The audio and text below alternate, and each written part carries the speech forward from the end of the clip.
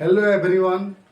आज मैथ के क्लास में मैं रैखिक समीकरण को हल करने के लिए जो अनेक प्रकार की विधियां हैं उनमें प्रतिस्थापन विधि की अवधारणा को स्पष्ट करूंगा और इसे स्पष्ट करने के लिए कुछ उदाहरण लेकर के उसका हल करूंगा।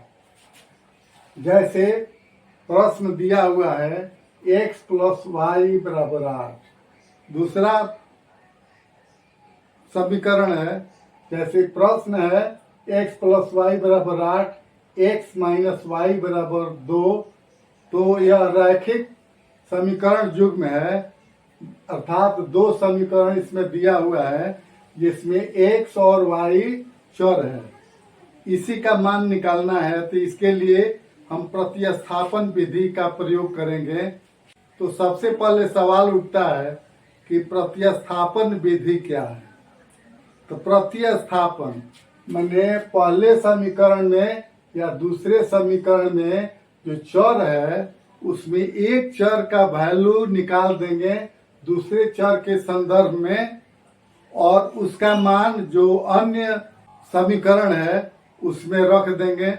इस तरह से एक्स वाई का मान निकल जाएगा। इसीलिए इसका नाम प्रतिस्थापन रखा गया। प्रति अर्थात कॉपी, और कॉपी करके उसमें एक्स अथवा वाई का मान निकाल करके जो बचा हुआ समीकरण है उसमें मान रख देना है और पुनः एक्स वाई का मान निकाल देना है। जैसे मान लेते हैं, अपनी सुविधा के लिए हम पहले समीकरण से भी निकाल सकते हैं x का मान, या दूसरे समीकरण से भी निकाल सकते हैं, या y का मान पहले समीकरण से भी निकाल सकते हैं और दूसरे समीकरण से भी निकाल सकते हैं। तो हम पहले समीकरण का उपयोग करके y का मान निकाल लेते हैं। तो यहाँ दिया हुआ है कि x प्लस वाई बराबर 8, अर्थात x प्लस वाई बराबर 8, या y बराबर हो जाएगा 8 और x इधर प्लस है तो दूसरे साइड में जाएगा तो माइनस हो जाएगा x। इसको समीकरण 3 मान लेते हैं। अब समीकरण 2 में y का मान रख देते हैं। तो समीकरण 2 है x माइनस वाई बराबर 2, या x घटाव y का मान यहाँ निकला है 8 माइनस x, तो 8 घटाव x बराबर 2, या x घटाव 8 माइनस से माइनस में गुणा किया गया तो प्लस हो गया x बराबर 2। फिर इधर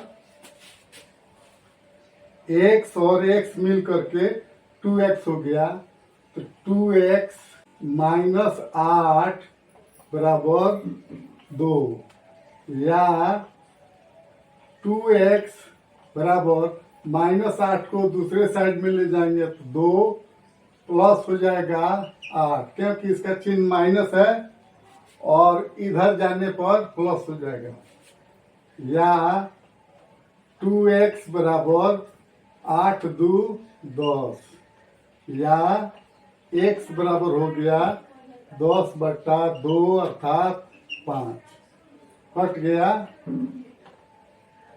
अब x का वैल्यू यहाँ हम रख देंगे तो y का मान निकल जाए, तो y बराबर 8 घटाव x अर्थात 5, तो ये हो जाएगा 8 में से 5 गया 3।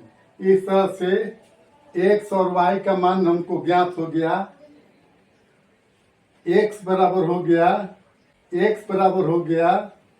5 और y बराबर आया है 3। यही जो है हमारा आंसर हो गया। दूसरा उदाहरण लेते हैं रैखिक समीकरण युग्म का। x प्लस वाई बराबर 5 और 2x प्लस 5y बराबर 16।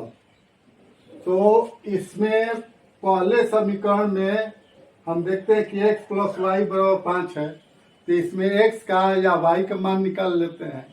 तो y का मान निकाल लेते हैं पहले। तो x प्लस वाई बराबर 5 या y बराबर हो जाएगा 5 घटाओ x। इसको समीकरण 3 मान लेते हैं। और ये समीकरण फर्स्ट हुआ, ये समीकरण सेकंड हुआ। अब समीकरण 2 में y का मान रख देते हैं। तो 2x प्लस 5 इंटू y का मान है 5 माइनस एक्स, 5 माइनस एक्स। ई बराबर दिया हुआ है 16 या 2x प्लस 25 घटाओ 5x बराबर 16। अब 2x प्लस 25 माइनस 5x बराबर 16। तो 5x का चिन्ह है माइनस और यह ज्यादा है 5x 2x से, यहाँ पर माइनस चिन्ह रह जाएगा और 2x घट जाएगा 5x में से। तो 3x प्लस 25 बराबर 16 या माइनस 3x बराबर के बाएं साइड में 25 का चिन्ह प्लस है और बराबर के दाएं जाएगा तो माइनस हो जाएगा। तो 16 माइनस 25। अब यहाँ हम देखते हैं कि माइनस 3x बराबर हो गया 16 में से 25 घटेगा तो माइनस 9 हो जाएगा, या x बराबर माइनस 9 बट्टा इधर गुणा है माइनस 3, तो बराबर के दूसरे साइड में जाएगा तो भाग हो जाएगा। तो माइनस 3, तो माइनस माइनस कट गया, 3 तरीका 9, x बराबर हो गया 3। अब y का मान निकालना है तो समीकरण 3 में हम रख देते हैं मान किसका, x का।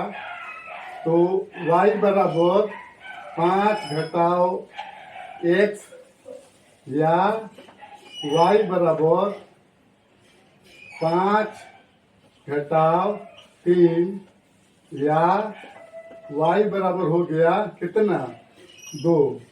इस तरह से आंसर हो गया x बराबर 3 और y बराबर 2।